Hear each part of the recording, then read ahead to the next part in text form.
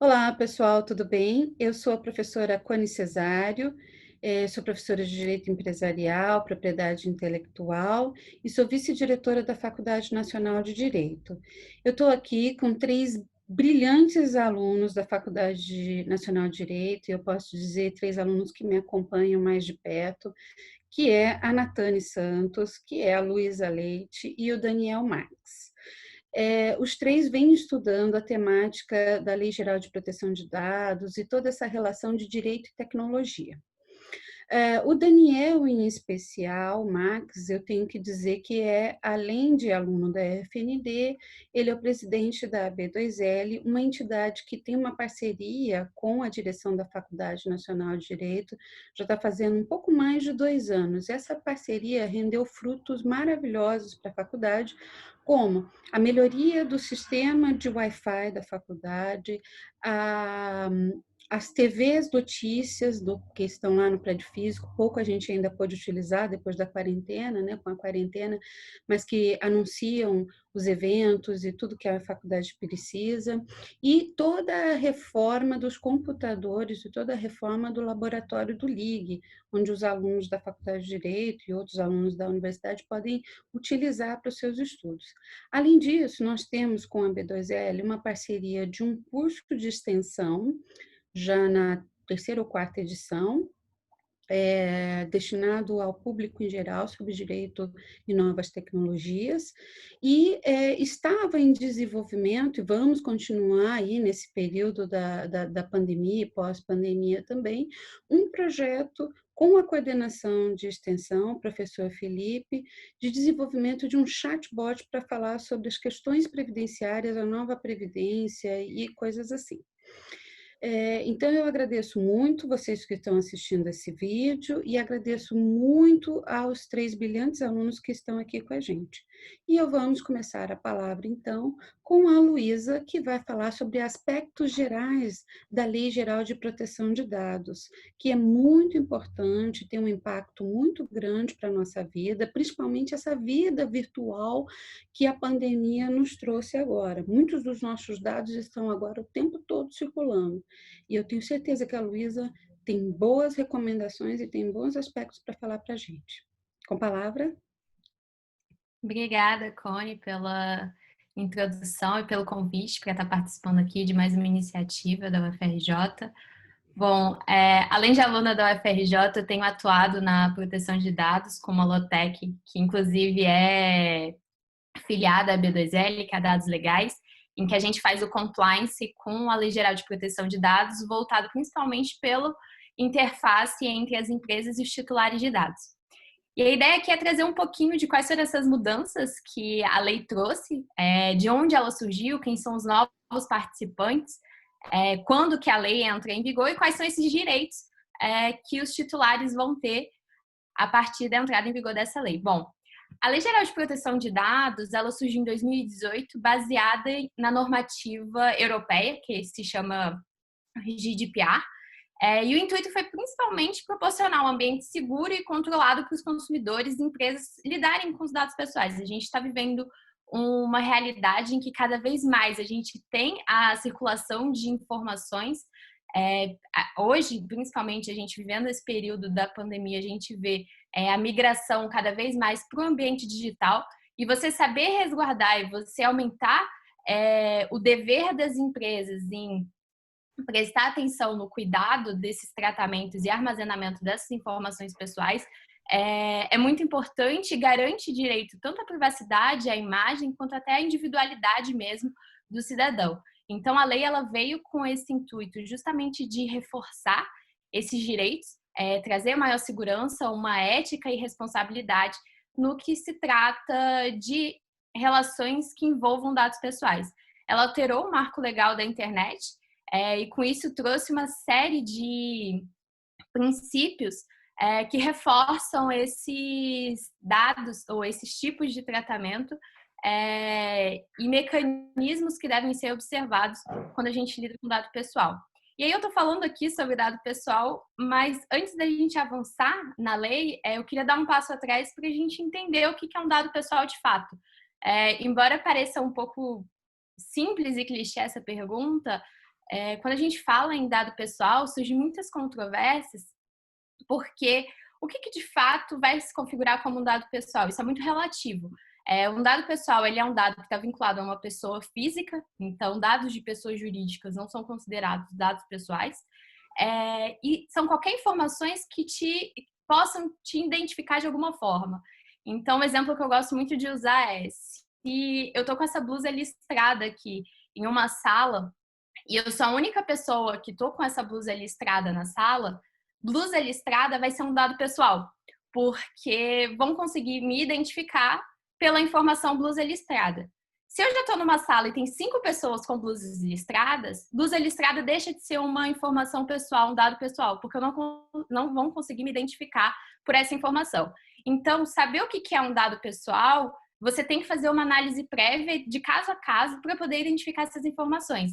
E aí, quando as empresas elas vão fazer todo o mapeamento de fluxo, de quais são os dados que elas coletam, a forma como elas estão fazendo esses tratamentos, elas acabam tendo que fazer essa análise e levar isso em consideração. E aí, quem vão ser os responsáveis por isso, né? A lei, ela trouxe uma série de princípios, mas trouxe algumas figuras também. Hoje a gente tem na lei de proteção de dados a figura do controlador, do operador e do encarregado. E quais são as diferenças entre essas figuras? Você tem o controlador, que vai ser a pessoa, que pode ser a pessoa jurídica ou pode ser uma pessoa física, que é a quem compete tomar as decisões referentes ao tratamento de dados pessoais. Então, se eu armazeno dados pessoais, eu coleto dados pessoais e eu vou usar esses dados para realizar algum tipo de tratamento e manipulação desses dados, eu sou classificado como um controlador, de acordo com o artigo 5º, inciso 6º, da Lei Geral de Proteção de Dados. O operador, por sua vez, ele vai ser a figura que vai realizar esse tratamento de dados. Então, você tem o controlador, ele dá ordens para o operador, que normalmente é uma pessoa jurídica, que vai fazer essa manipulação de dados a partir da ordem dada pelo controlador. Então, toda a responsabilidade de cumprimento em relação aos dispositivos da Lei Geral de Proteção de Dados, no que se refere a esses tratamentos, ela acaba ficando com o controlador, que é quem está dando as ordens para esse outro ente poder fazer essas operações. E aí, quem vai fazer toda essa interface e esse canal de comunicação vai ser a figura do encarregado. Então, você tem um encarregado, que ele é um funcionário da empresa, que vai ser intitulado ali para poder ser o canal de comunicação entre a empresa, a Autoridade Nacional de Dados e essas outras entidades que circulam ali, que participam do tratamento de dados, que são os operadores. E o que é interessante aqui é que, muitas vezes, uma empresa ela pode funcionar como controlador e operador ao mesmo tempo, porque se eu tenho, vamos supor que eu sou uma empresa de marketing, eu coleto informações ali das pessoas para poder fazer mailing, para poder soltar newsletters. Então, ali eu estou figurando como um controlador, que eu estou coletando aquelas informações e eu estou decidindo para que aquelas informações elas vão ser utilizadas. Mas eu posso ser contratado por uma empresa para eu fazer o gerenciamento das informações que aquela empresa coleta. Então, eu sou uma empresa de marketing que sou contratado por uma empresa de agro, vamos supor, que quer fazer alguma campanha e aí quer soltar esses e-mails. E aí ela me contrata para eu poder fazer essas operações. Então, ali eu estou funcionando como um operador. Mas no exemplo anterior que eu disse, ela já funciona como controlador. Então, você tem que analisar muito caso a caso e a responsabilidade que vai se vir a partir de cada um desses entes. Então, por isso que é importante ter bem claro esses conceitos. E aí, bom, eu falei já da questão de quais são essas figuras, mas quais são os direitos, né, que a Lei Geral de Proteção traz. Bom, a ideia da lei foi muito reforçar a autoridade do cidadão em relação às suas próprias informações. Principalmente aqui no Brasil, a gente não tinha muito um debate sobre privacidade, a gente tinha o Marco Civil da Internet, mas ele respeitava muito mais a questão de dados e informações tratados no âmbito da internet do que como um todo. E a Lei Geral de Proteção de Dados, ela veio para abranger todos os setores e qualquer segmento, né? Então, você tem tratamento de dados tanto no âmbito físico quanto no âmbito digital. E os titulares de dados, eles vão ter direitos a partir desses tratamentos. Então, o artigo 17 da lei, ele traz uma série de situações em que o titular ele pode demandar a confirmação do tratamento e a utilização de dados, ou seja, ele pode chegar para uma empresa e perguntar: eu quero saber se você trata ou não os meus dados. Ou senão ele pode pesquisar quais são os dados que a empresa detém. Então, eu quero saber quais os dados que você me tem. E a empresa ela vai ter que abrir, eu armazeno o seu nome, seu CPF, seu e-mail e trato de tal forma. Pode solicitar atualização de cadastro, informações sobre o processamento, com quem que é compartilhado as informações pessoais, como elas são compartilhadas, como elas são tratadas, obviamente respeitando ali o segredo de indústria das empresas, sem expor nada disso, mas também trazendo informações sobre como e principalmente quais parceiros também têm acesso àquelas informações. Surge também com a lei a questão da portabilidade. Você pode transferir as informações pessoais que você tenha de um estabelecimento A para um estabelecimento B. E tem a questão também da eliminação. Então, com a entrada em vigor da lei, qualquer titular de dados pode chegar na empresa e solicitar que se tenha a exclusão dos seus dados, seja ela parcial ou integral. E aí você vai ter algumas bases legais que vão amparar a forma como esses direitos eles serão tratados, que são as bases legais que trazem as hipóteses de tratamento de dados.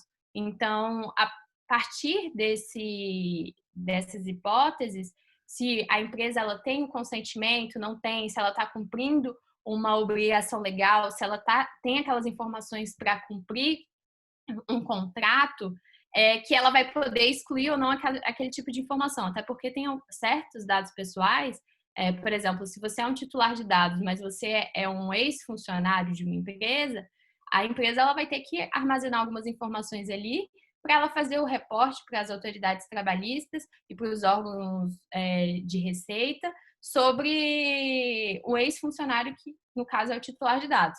Então, tem toda uma análise que deve ser feita preliminarmente antes de se ter também essa efetivação dos direitos dos titulares. Então, por isso que a gente bate tanto na tecla de que é importante se ter todo um programa de compliance dentro das empresas para que elas consigam cumprir esses requisitos legais, principalmente traz que o titular de dados ele tem direito de receber essas informações em um prazo extremamente curto. A lei fala em imediatamente, a gente não sabe ainda, já que a gente não tem autoridade nacional, o que quer dizer imediatamente, mas de forma detalhada em até 15 dias. Para uma empresa que recebe uma série de solicitações, se ela não tiver isso muito bem organizado, você em até 15 dias abrir todas as informações de forma detalhada para o titular de dados, pode ser uma forma bem... levar bastante tempo e pode ser até bastante custoso. Então, você preparar a casa e estar em compliance é muito importante. E isso vai trazer um empoderamento muito grande para o titular no sentido de conseguir organizar e conseguir demandar das empresas uma prestação de serviço muito grande. E aí, já assim, caminhando para o final da minha fala, outros aspectos que a lei traz também em questão de impacto, com essa entrada em vigor dos direitos dos titulares, a gente enxerga que também vai ter uma questão de um aumento de judicialização em questão do não cumprimento dessas obrigações e dessas solicitações. Então, uma empresa que ela não cumpra dentro do prazo legal essas solicitações feitas por titulares, elas abrem margem ali para que os titulares eles judicializem e ela seja responsabilizada civilmente ou até administrativamente, quando as sanções administrativas entrarem em vigor, pelo fato de não ter cumprido ali um direito do titular. Então, é muito importante que se tenha esse compliance justamente por isso. E aí, o ponto final, assim, para fechar a minha fala, que eu acho que é um ponto que se tem ainda muita discussão, afinal, quando é que a lei entra em vigor, né? porque a gente já tem a lei com essa série de princípios, essa série de direitos e deveres, direitos para os titulares, deveres para as empresas a serem cumpridos, mas a lei ainda não entrou em vigor. A lei sofreu uma série de modificações em relação à sua data de entrada em vigor e da sua vacatio legis.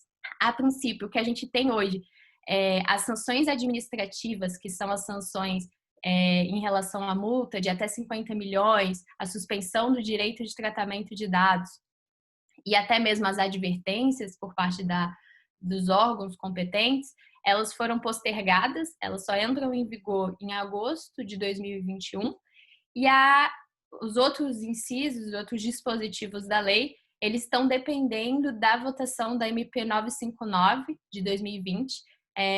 Ela prevê a entrada em vigor da LGPD para maio de 2021. Caso ela não seja votada ou seja votada e seja alterado o texto legal, a gente vai ter a alteração dessa data. Se ela não for votada, a data que passa a vigorar é agosto de 2020, então a lei entraria em vigor ainda esse ano. Caso ela seja votada e o texto seja alterado, aí vai ser, a data fica indefinida, a gente não sabe ao certo quando será. Então, hoje a gente vive esse impasse em relação à lei e a gente não tem uma resposta certa ainda, está muito dependendo aí de como é que vai ser a tramitação dessa MP, e aí, tendo a votação ou não, que a gente vai conseguir definir de fato quando a lei entra em vigor. E aí as empresas elas começam já a serem responsabilizadas caso elas não cumpram as diretrizes e esses direitos que são elencados em lei. Bom, eu acho que era isso a princípio a minha fala, só para dar uma introdução ao tema mesmo e para o Daniel conseguir avançar já sem ter que entrar nesses conceitos básicos. E aí depois eu fico aberta para a gente poder fazer o debate e responder as perguntas.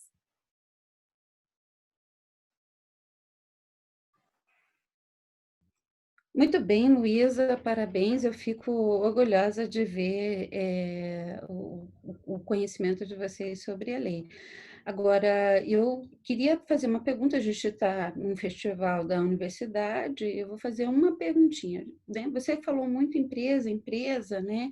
Então, às vezes, quem está ouvindo a gente, quem vai ouvir a gente, pensa só que talvez a lei seja para empresas privadas, essas que a gente está acostumado a ver aí, né? O Posto Ipiranga e Coca-Cola, e as empresas públicas e os órgãos públicos, como a universidade, como, sei lá, BNDES, Correios, né? Banco do Brasil, mas Sociedade de Economia Mista, vale para eles também? Tudo o que você falou? Vale. Acaba que eu fui falando como empresa, né? Eu devia ter usado o termo instituições, mas sim, vale tanto para empresas privadas quanto empresas públicas, vale para os órgãos também. Como eu falei, a lei ela se aplica a qualquer pessoa, física ou jurídica, que trate dados. Então, eu, como pessoa física, se eu armazenar dados e informações de uma pessoa, seja numa planilha de Excel, eu estou tratando dados. Então, a lei se aplica a mim também. Se é a faculdade que tem todas as informações pessoais dos alunos, a lei se aplica a ela também. Seja um órgão público, um tribunal, também se aplica. Então, a gente vê esse movimento todo de adequação, de tentar cumprir essas diretrizes que a lei traz, tanto da iniciativa privada quanto da iniciativa pública também. Obrigado. Bom, agora quem vai falar um pouquinho com a gente é o Daniel Max. Ele vai falar com a gente um pouco, esclarecer algumas coisas sobre Law by Design, né? E sobre as questões de algoritmo, ou seja, dois assuntos que está todo mundo aí curioso para saber como é que funciona. Parece que a nossa vida vai virar só algoritmos, né? Mas depois a gente vai ver também que tem consequência isso. Então, tá com a palavra agora o Daniel. Opa, muito obrigado, Cone. Obrigado a todos que estão aqui, Natane, Luísa, para a gente conversar um pouquinho sobre LGPD, futuro do direito, né, impacto social. E a fala de hoje, que eu venho falar um pouquinho para vocês, é o seguinte. Eu vou comentar um pouco, né, sobre como os algoritmos decisórios estão dentro da lei da LGPD, como isso pode impactar na questão da regulação, tá, ok? Como é que a gente pode estar regulando isso? E uma resposta, né, é o Law by Design, LGPD by Design. A primeira coisa que a gente tem que ter em conta é o seguinte: a gente está vivendo atualmente numa nova sociedade. Estamos vivendo a quarta revolução industrial, tá bom? Não é moda, não é algo passageiro. Assim como a gente viu a primeira revolução industrial, a segunda revolução industrial, estamos vivendo a quarta revolução industrial. O direito, até ontem, ele conseguia exercer sua profissão sem o uso de tantas tecnologias. Só que numa sociedade de dados, que é a sociedade que nós vivemos, sem utilizar as tecnologias, às vezes se torna até impossível, né, entregar, né, e responder e atender o bem jurídico que é tutelado dentro do direito. Né? Só para a gente pegar alguns dados, desde 2003, a cada 2 dias, a gente dobra a quantidade de dados desde o início da história da humanidade. Ok? Também 70% das pessoas no Brasil já têm acesso à internet. Recentemente foi comemorado por todos os setores da sociedade a nova lei, a lei da sanitária, né? Só que assim, se você pensa o seguinte, tem mais gente com acesso à internet do que gente com acesso a um banheiro, a uma privada, a uma água encanada. Isso transforma, é um verdadeiro change game. Tem gente que está aprendendo mandarim, programar, direito, né? E não tem um lugar onde fazer suas necessidades. No Brasil, tem mais celular do que brasileiros. Então, assim, tudo isso faz com que a gente seja uma sociedade hiperconectada. Tá bom? E olha que a gente está falando apenas das conexões com celulares. Quando a gente vai para a internet das coisas, né, onde a calçada vai estar conectada com o semáforo, que vai estar conectada com o teu celular, que vai estar conectado com a tua geladeira, com a tua luz da tua casa, com a televisão, onde tudo vai estar conectado, imagine a quantidade gigantesca de dados. Como é que a gente lida com isso? Como é que a gente trabalha com isso? Como é que a gente organiza essa informação se não for através de tecnologia?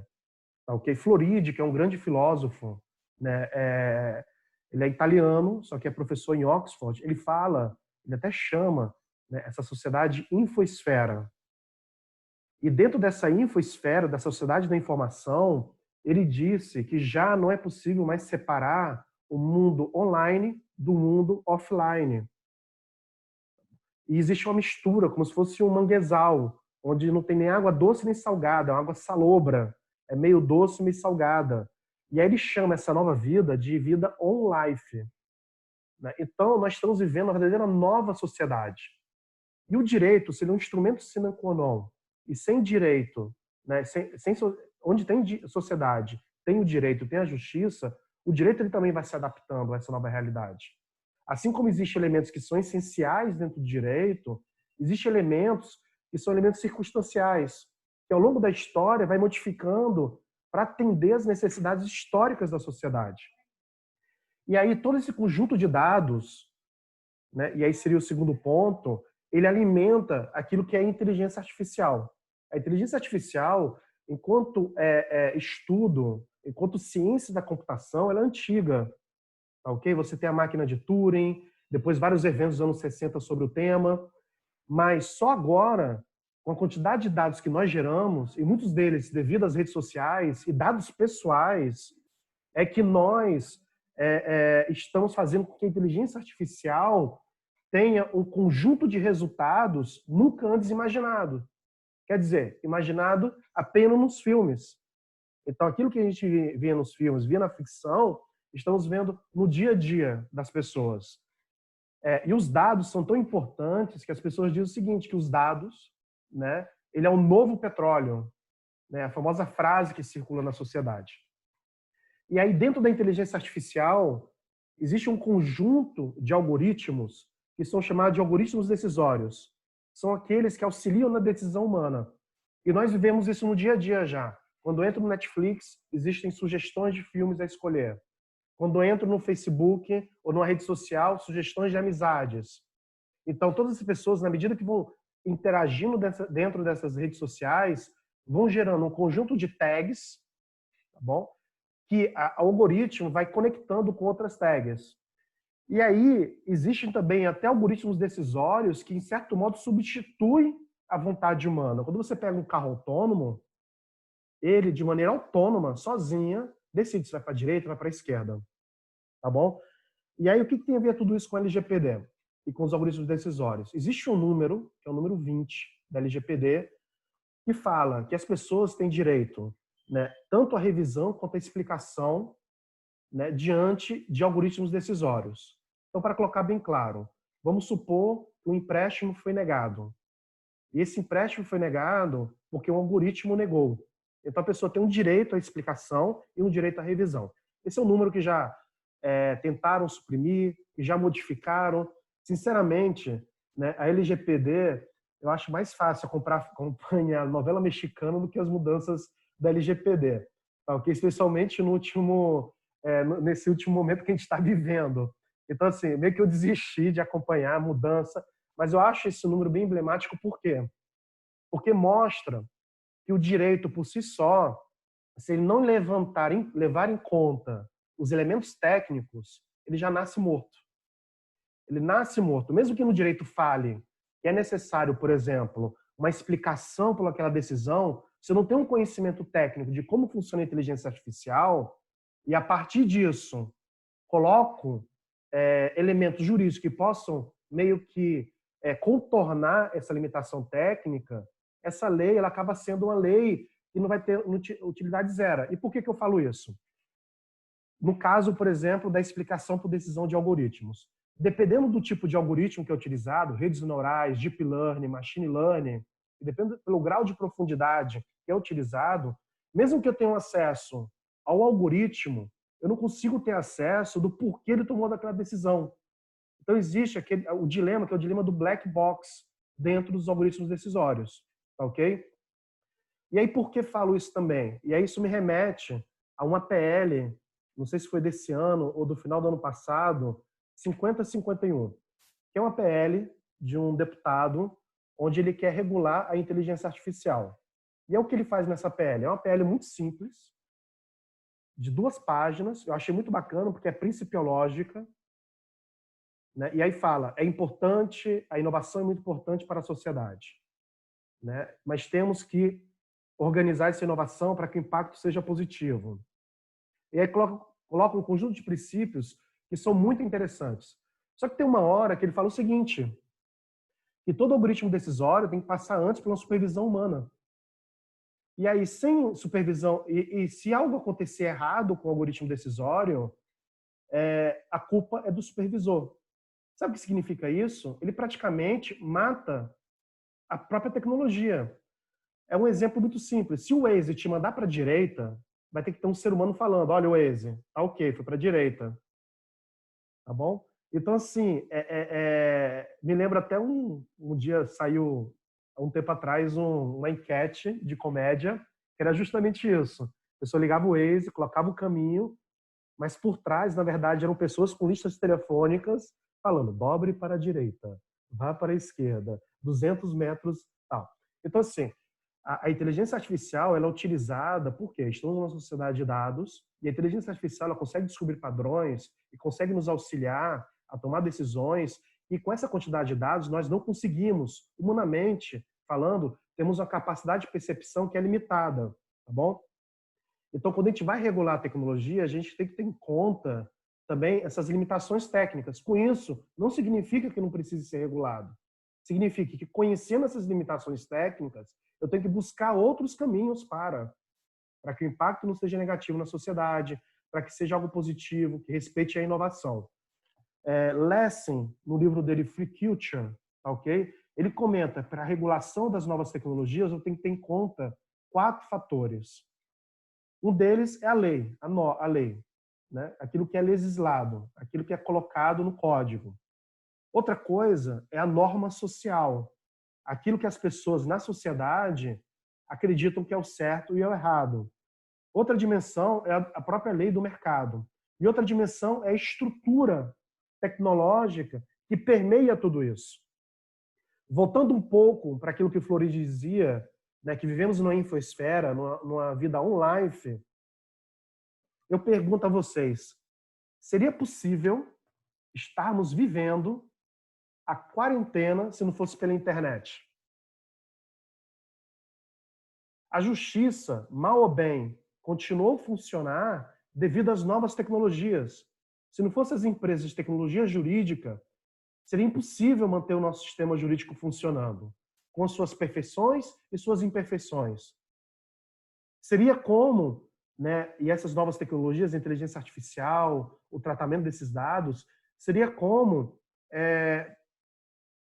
a gente, por exemplo, eliminar a eletricidade. Imagina uma sociedade nossa sem eletricidade.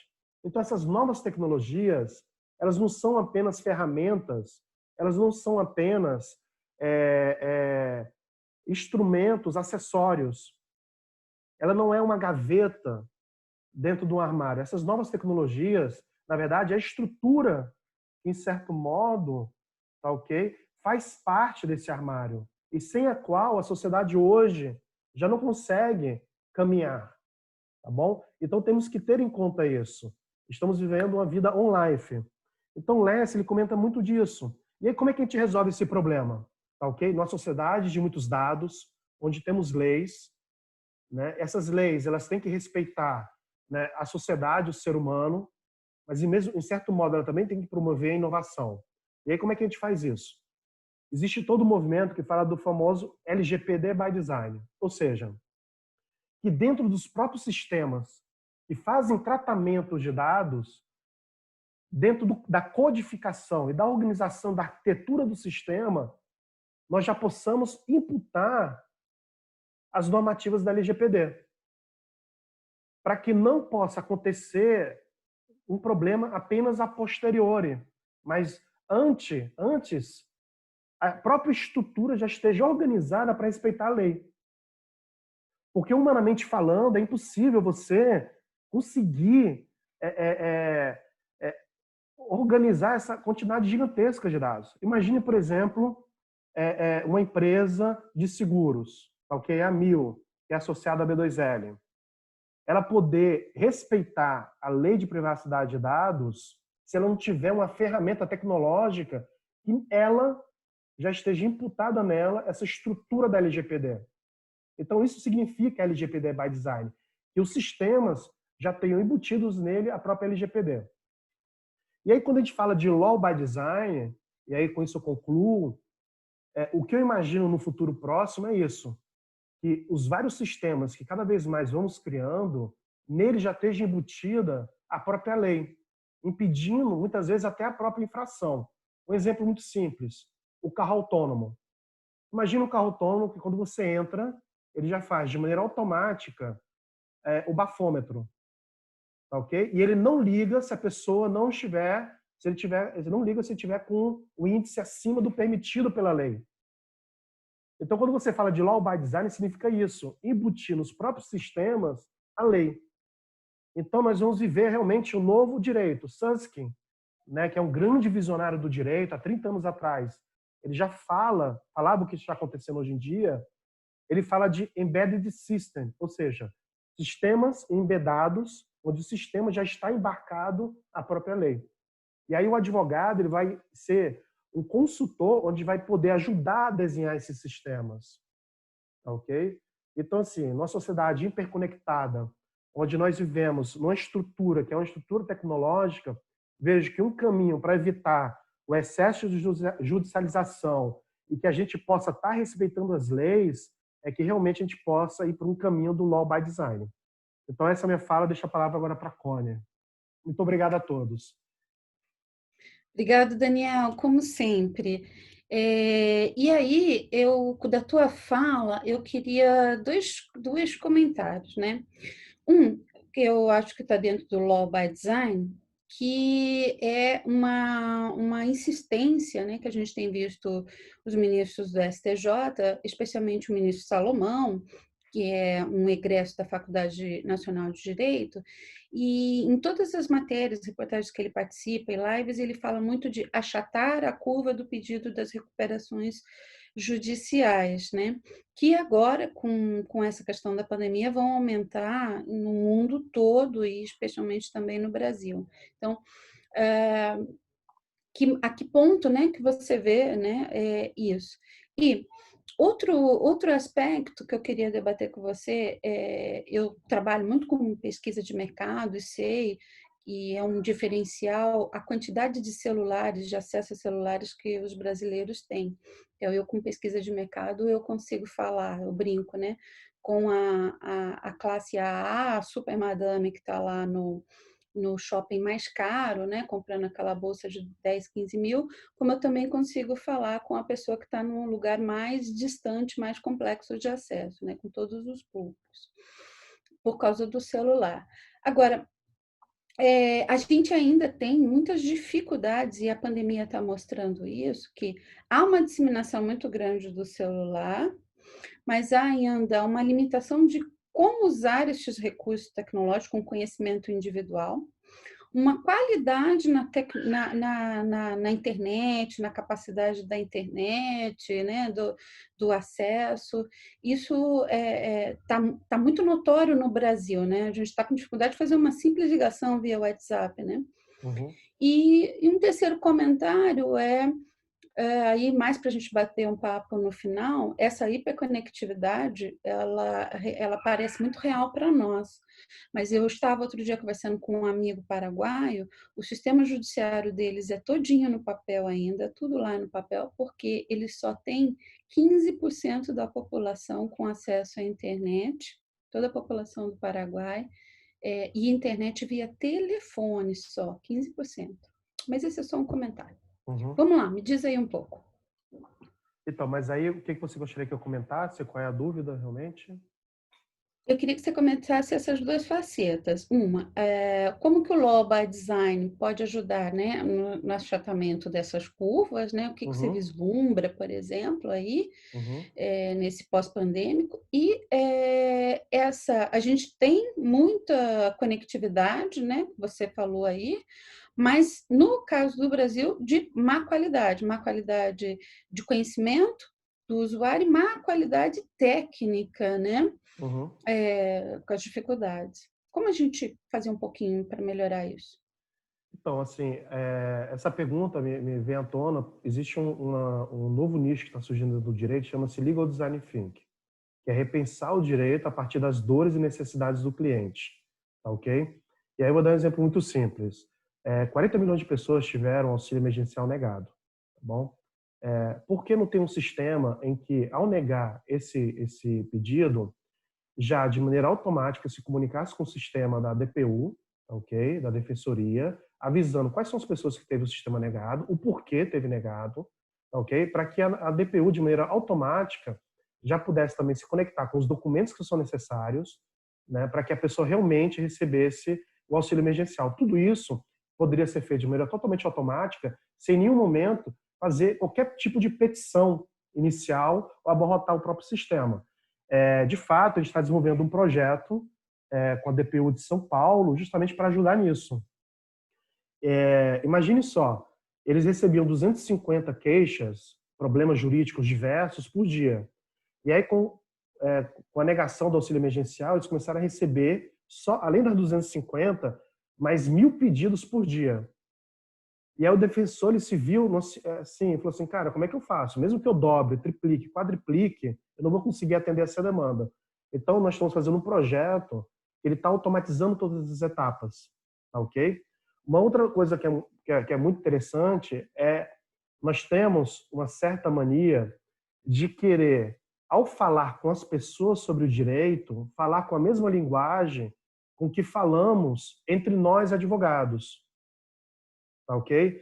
Então, assim, é muito importante a gente adaptar a linguagem jurídica, tá bom?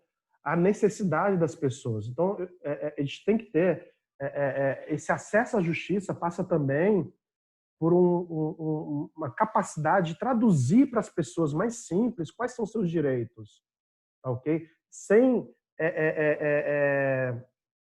entrar todo esse arcabouço, né, esse juridiquês. Não que eu seja contra a linguagem, né? Ao contrário, como um filósofo, né, a linguagem é o acesso à realidade, tá ok? Então, entre os advogados, essa linguagem deve permanecer, porque ela te permite ter acesso àquelas filigranas que só a palavra dá.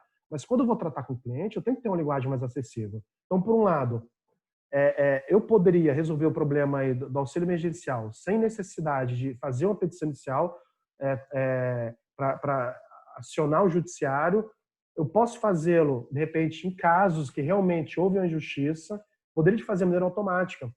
E as pessoas, elas querem auxílio emergencial não hoje, não amanhã, ela quer hoje, ela precisa dos R$600 hoje, não daqui 4 meses. Então, se eu não tenho tecnologia que me ajude a entregar essas necessidades das pessoas hoje, agora, a própria justiça fica desassistida. Que sim, que precisamos melhorar, sim. Mas o Brasil, em relação a outros lugares do mundo, está muito avançado. O que a gente pode observar, e é o caso do Paraguai, às vezes são saltos tecnológicos. Eu, por exemplo, para ter acesso à internet, eu não preciso, de maneira obrigatória, passar pelo telefone com fio. Tanto que um dos lugares no mundo onde mais tem celular e que cresce o número de acesso à internet é no continente africano. E por quê?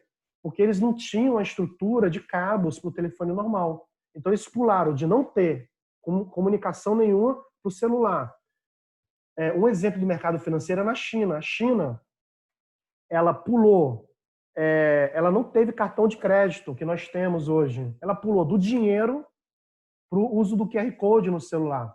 Então, assim, quando a gente faz uma análise do passado, muitas vezes a gente pensa que para a sociedade evoluir e melhorar, a gente precisa passar por todas as etapas anteriores que todo mundo passou. Mas quando a gente fala de revolução tecnológica, isso não é necessário. Eu posso simplesmente pular algumas etapas. E assim, tem vários projetos, questão de internet gratuita, né? A própria, há muitos anos atrás, a própria descentralização dos serviços de internet e de comunicação ajudou muito no barateamento, né, e do acesso. E eu vejo que o Brasil está crescendo e está melhorando muito, mas ele pode melhorar cada vez mais. Mas, concluindo, eu acho que passa muito por isso. Do advogado repensar o próprio direito a partir da dor do cliente. E pensando nas tecnologias como instrumento para justamente repensar, né, esse direito. E aí a gente vai perceber que muitos procedimentos, normas e passos que nós damos atualmente, na verdade, eram passos importantes numa época analógica.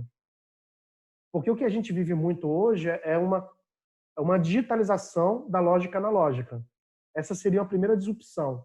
Uma segunda disrupção é repensar o direito desde uma lógica tecnológica. E aí vamos ter realmente um salto qualitativo.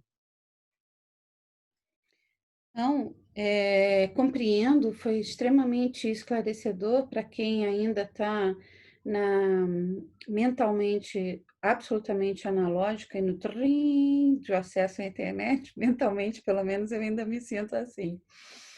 E eu acho que essas reflexões é importante, principalmente quando você fala, vamos pensar o direito para quem precisa do direito, né? Então, se tivéssemos pensado, né, vamos pensar no direito para quem está lá na ponta, talvez muitos desses problemas que a gente está vendo, tecnológicos e do direito e tudo mais, poderiam estar sendo atendidos, como você deu o exemplo do auxílio emergencial. E aí, falando sobre a curva, vamos conversar com o empresário que está com dificuldade financeira em função da pandemia e que vai pedir um pedido de recuperação. Como é que ele pode fazer isso tecnologicamente ou não tecnologicamente de uma forma mais fácil, mais rápida, resolver aquele problema dele? Acho que essa é a forma, né, de achatar a curva. Vamos falar com ele, vamos falar com esses empresários, esses pequenos empresários, né? E vamos falar, como você falou, com a língua dele, né? E o juridiquês a gente deixa para nós, né? É como a cefaleia fica para os médicos e a gente fica com a dor de cabeça. E agora eu vou passar a palavra para a Natane, nossa quase graduanda lá na Faculdade Nacional de Direito. E eu acho que ela vai dar um outro olhar, talvez até um olhar mais crítico aí sobre o emprego dessas tecnologias, só a tecnologia, a decisão, só pela decisão, né? E eu quero muito ver o que é o fruto da pesquisa dela, que é o trabalho que vai resultar numa monografia, logo, logo, em breve, aí, defendida. E eu quero ver muito essa defesa combatível ou não desse uso de tecnologia. Quais as consequências, Natane?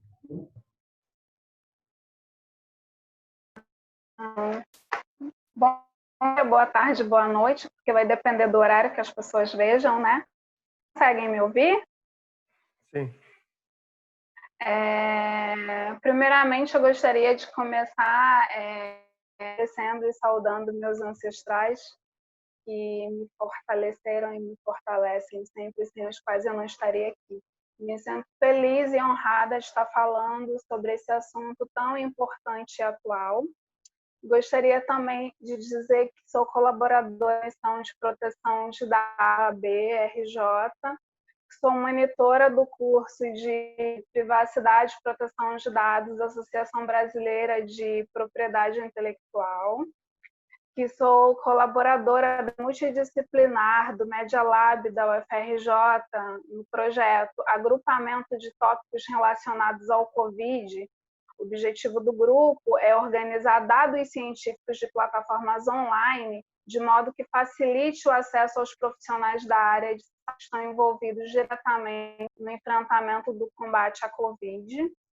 Sou cofundadora do grupo de estudos Proteção de Dados e Racismo, que também é multidisciplinar. A gente tem pessoas de engenharia, tecnologia e advogadas e advogados. E sou cofundadora do curso de extensão Jurista Luiz Gama, da Faculdade Nacional de Direito, cujo objetivo é dialogar respeitosamente sobre questões raciais. Inclusive, falando sobre o jurista Luiz, porque o fato dele conseguir ter acesso, de algum modo, a dados pessoais fizeram com que ele conseguisse, então, comprovar que era um homem livre. Ele nasceu livre, aos 10 anos foi escravizado, aos 17 aprendeu a ler, e depois que aprendeu a ler, foi em busca desses dados que comprovavam que ele nasceu um homem livre. Quando comprovou, ele se tornou, então, funcionário público, editor, jornalista e jurista. Então, os dados pessoais, eles possuem uma grande relevância. E adentrando no tema que pesquiso, Lei Geral de Proteção de Dados e os possíveis impactos da não obrigatoriedade de revisão humana, que foi objeto de vetos, né? Um desses vetos foi no dia 2 de outubro de 2019, onde o Senado ele manteve o veto do presidente, o qual retirava, então, o artigo 3º do parágrafo 3º do artigo 20. Como já falado pelo Daniel Marques, esse artigo é um artigo que fala do direito à revisão de decisões automatizadas. Não só a revisão, né, mas o acesso, informação e explicação de como esses dados eles estão sendo utilizados e a revisão. Então, o texto original da lei dizia o seguinte: a revisão de que trata o caput desse artigo deverá ser realizada por pessoa natural ou humana, para quem é a mesma coisa, conforme previsto em regulamentação da autoridade nacional. Então, uma revisão através de um humano, né, de uma pessoa. As razões do veto. Nas razões do veto, encontramos que esta decisão, que a revisão humana estaria em contrário ao interesse público, e aí aborda a questão das startups e instituições financeiras. Então, é esse o motivo do... Então, eu, refletindo sobre essa questão dos possíveis impactos, a gente percebe aqui que, ao retirar o termo pessoa natural ou humano da legislação, então, estamos permitindo que uma decisão automatizada seja processada por um sistema também automatizado. E isso não passaria pelo crivo de uma pessoa, prejudicando um dos princípios, provavelmente, ou até dois dos princípios, dependendo do caso, da Lei Geral de Proteção de Dados, que é o princípio da transparência e também o princípio da não discriminação. Por quê? Porque os algoritmos podem estar a tecnologia, ela não é neutra, ela pode ter até uma aparência de neutra, mas neutra. Então, é um tanto esse assunto ele gera justamente contradição, justamente dessa questão da revisão ou não humana, ela ser importante, ela ser necessária, e o fato de entendermos ou tentarmos entender o que são as decisões automatizadas dentro da LGPD, uma vez que o que são decisões automatizadas gere de outras controvérsias também. Mas uma questão é como a máquina ela vai se responsabilizar de revisar um processo decisório de outra máquina que pode estar enviesada, sem levar fatores específicos, inclusive fatores éticos, né? Então, essa é uma coisa importante para a gente refletir sobre, e o fato de que a revisão humana ela pode ser ser mais benéfica em relação ao respeito dos titulares, além de existir esse aspecto, a revisão humana colocaria a legislação brasileira no mesmo patamar que outras legislações internacionais que dão o mesmo tema, como a legislação europeia, inclusive a Europa que tem uma tradição de respeito maior pela proteção de dados, muito maior que a nossa brasileira. Eles optaram pela revisão humana, né? Nós estamos optando, através dessa mudança, através desse veto, pela revisão automatizada. Que ponto isso é ético para a sociedade, né? Esse é um dos aspectos, porque como o próprio artigo fala, né, que essas decisões elas podem ter um impacto na vida pessoal, na vida profissional, dentre outros aspectos. Também tem uma questão que os algoritmos, eles, além de serem enviesados, eles podem ser manipulados, assim como a gente sabe que há casos de que o Facebook ele manipula o comportamento de usuários, dentre outros aspectos. Então, a manipulação de algoritmos ou de decisões algorítmicas, elas podem afetar diretamente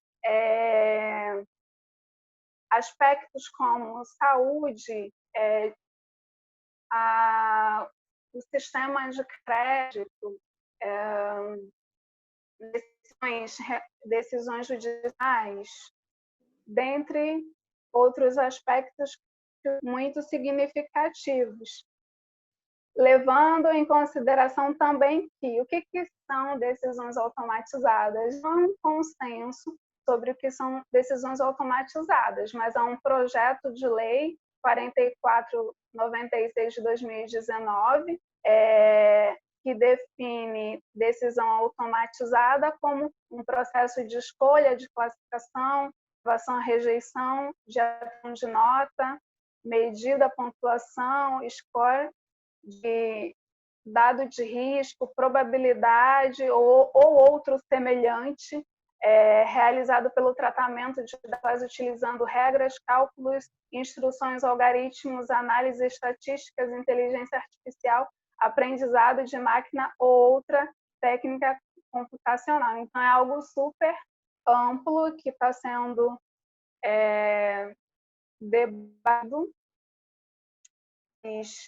não tem como pensar a tecnologia e as novas tecnologias e a inteligência artificial sem não pensar em possíveis discriminações, porque após vários casos que demonstram algoritmos enviesados, sejam no Google, seja carros que atropelam, que tem muito mais chances de atropelar um preto do que uma pessoa branca, ou equipamentos desenvolvidos e não reconhecem uma mão preta, mas reconhecem uma mão branca, sem contar que também a internet das coisas, muitas vezes ela, embora seja extremamente importante, o estudo dela ela não é pensado para uma parte da população. Nós vivemos num país que tem uma herança colonial que nunca foi tratada.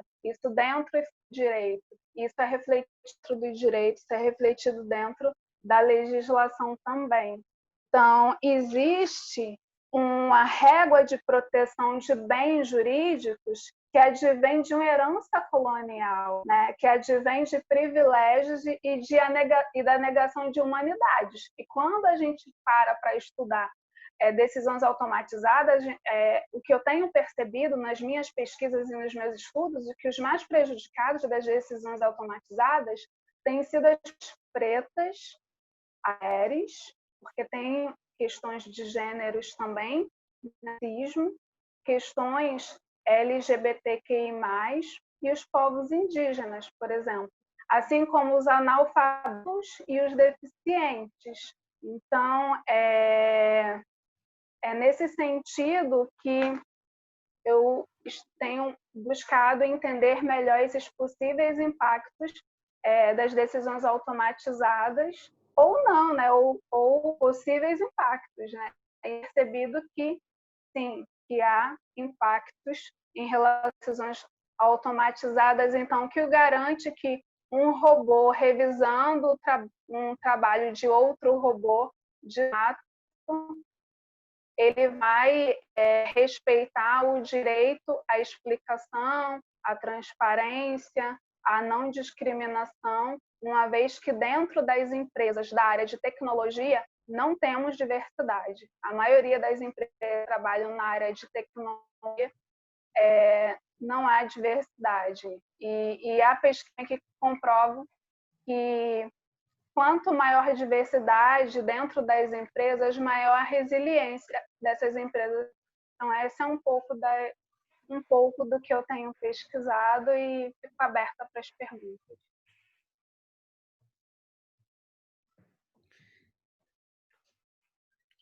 Oi, obrigado, Natane, pela sua exposição.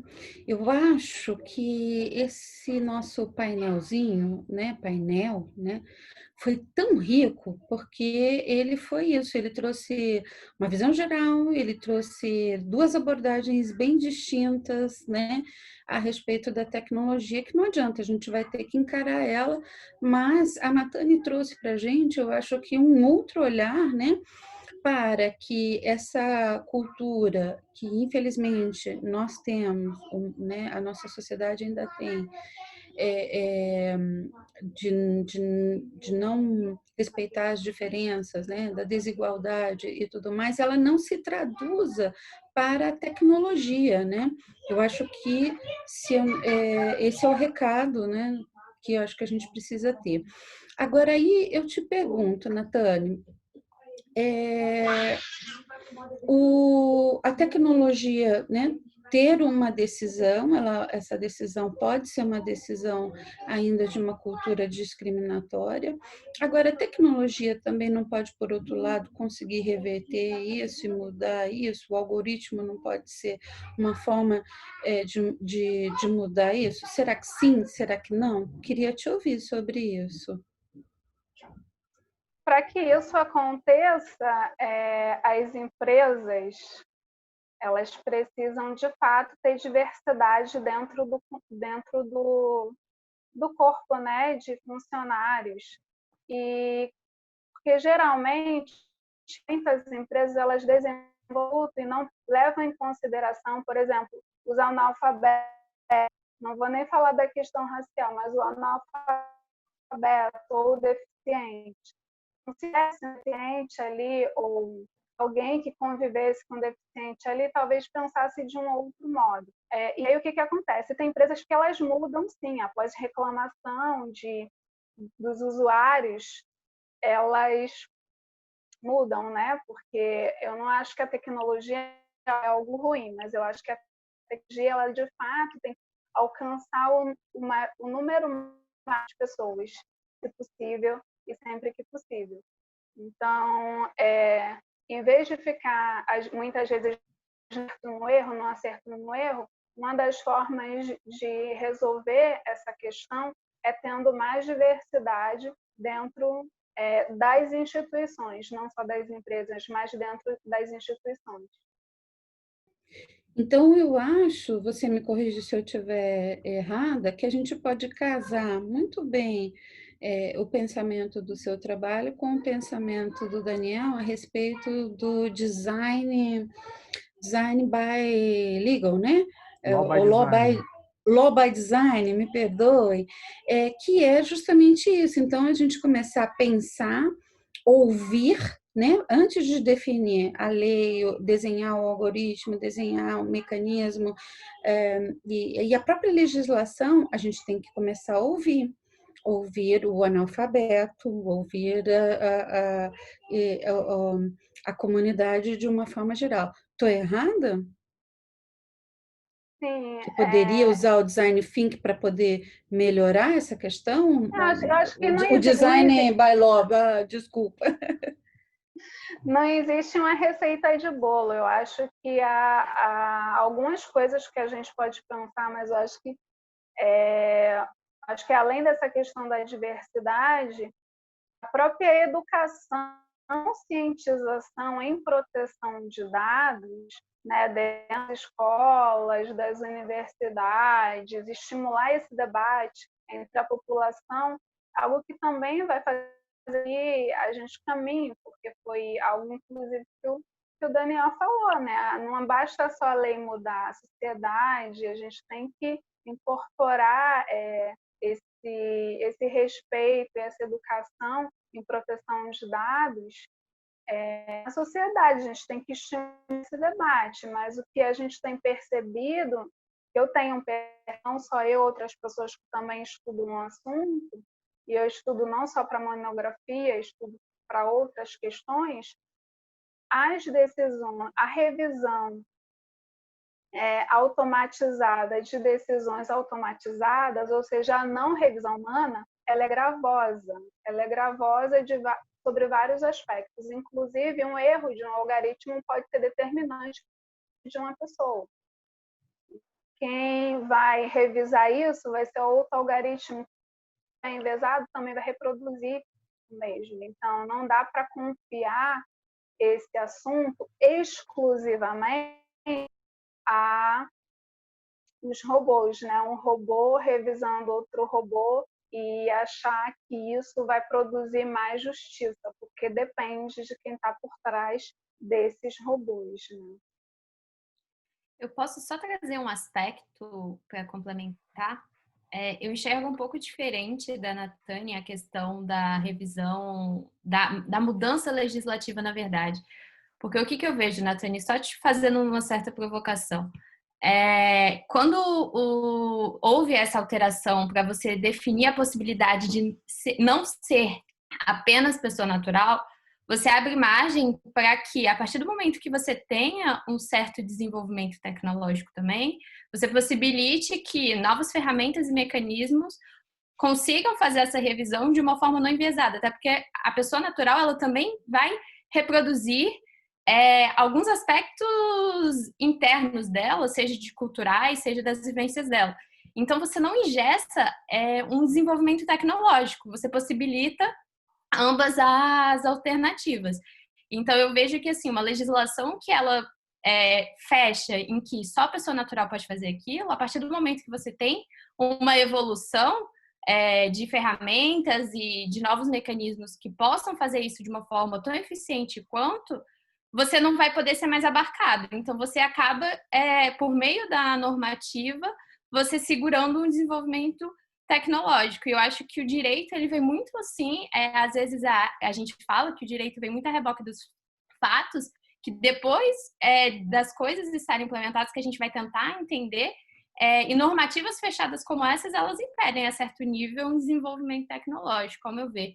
E assim, quando você pensa a nível empresa, essa revisão, ela vai ser o fornecimento de informações, ela vai ser você entender quais foram os mecanismos que foram utilizados ali, e essas coisas, às vezes, mecanismos conseguem fornecer. E aí, a partir daí, quando você for protestar ou não concordar com a forma como aquele algoritmo foi utilizado, aí talvez tenha um acompanhamento de uma pessoa, mas você embarrear e você engessar a legislação, eu já não vejo como uma forma assim tão vantajosa. E quando você pensa em empresas a grande nível que vão receber várias solicitações, principalmente quando você fala em proteção ao crédito, em que as pessoas elas vão estar contestando ali por que você teve aquele crédito concedido ou não, você ter ferramentas para auxiliarem nesse processo, vão garantir até que você tenha um crédito mais benéfico e mais condizente com a sua realidade. Então, você engessar a normativa dessa forma, talvez não seja tão... Você abranger novas formas, aliás, talvez não seja tão prejudicial quanto você está enxergando, assim, só para te provocar no sentido de realmente desenvolvimento tecnológico, e a gente está aqui para a gente conseguir casar a tecnologia também com o nosso dia a dia. Senão a gente ficaria sempre ali, a gente tendo que fazer planilha de Excel, sendo que hoje a gente tem mecanismos que podem fazer isso. Bem, não, eu aceito a sua provocação, Luísa. Primeiro que essa não é a opinião da Natane, né? Eu só concordo com isso. É uma opinião, é algo expresso na própria europeia, a forma como a União Europeia enxerga a visão humana como sendo algo que é melhor para os titulares né? Então, não é uma visão da Natane.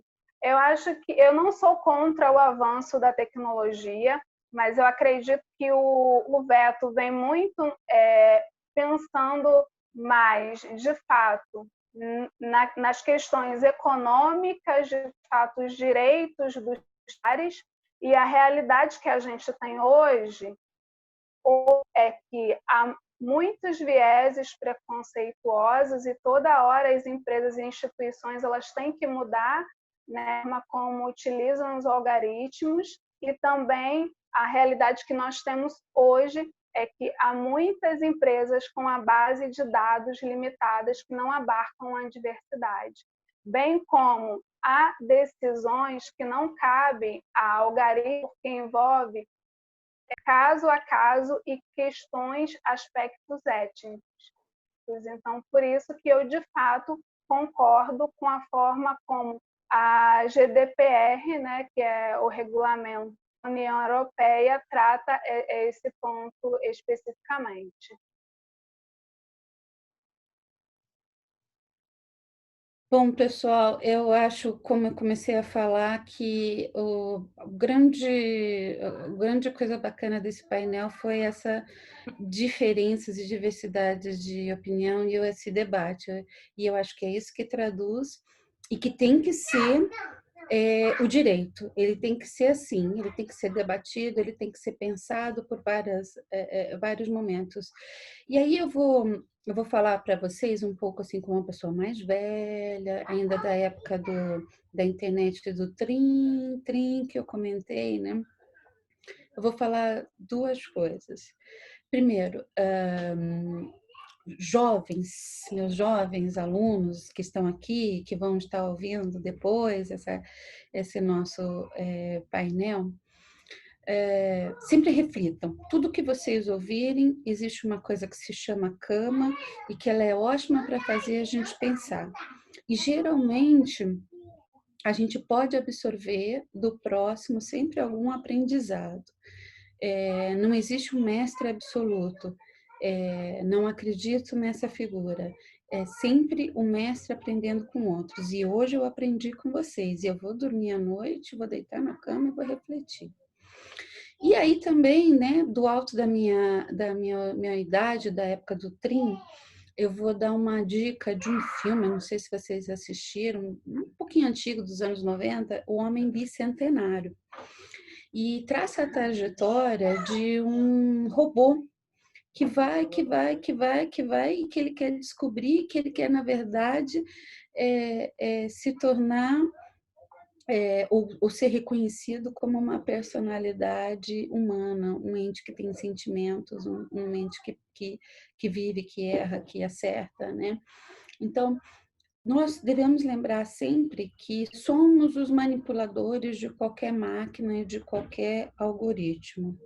E aí eu acho que a mensagem que ficou da fala de todo mundo aqui é: nós precisamos pensar internamente, mudar internamente para que essas máquinas elas reflitam o nós, mas o nós quem? O melhor de nós, né? Então, muito obrigado aos meus 3 alunos, colaboradores e a todos que estão assistindo a gente. E também a UFRJ, a PR5, a Pró-Reitoria de Extensão e ao professor Felipe, o nosso coordenador de extensão. Eu acho que a pandemia e toda essa virtualidade trouxe muitas coisas tristes, todo mundo tem vivido isso, mas trouxe essa oportunidade da gente difundir muito mais amplo, por outro lado, através desses debates, dessas lives, o que a gente estuda, mostrar o que a gente estuda para fora. Então, obrigado, PR5, parabéns pela iniciativa, obrigado, professor Felipe, por colocar-nos juntos pela extensão, obrigado, Daniel, obrigado, Luísa, e obrigado, Natânia. Um beijão para todo mundo, tá bom? Até mais. Um grande abraço, pessoal. Até mais. Um beijão. Obrigada, gente. Tchau. Tchau.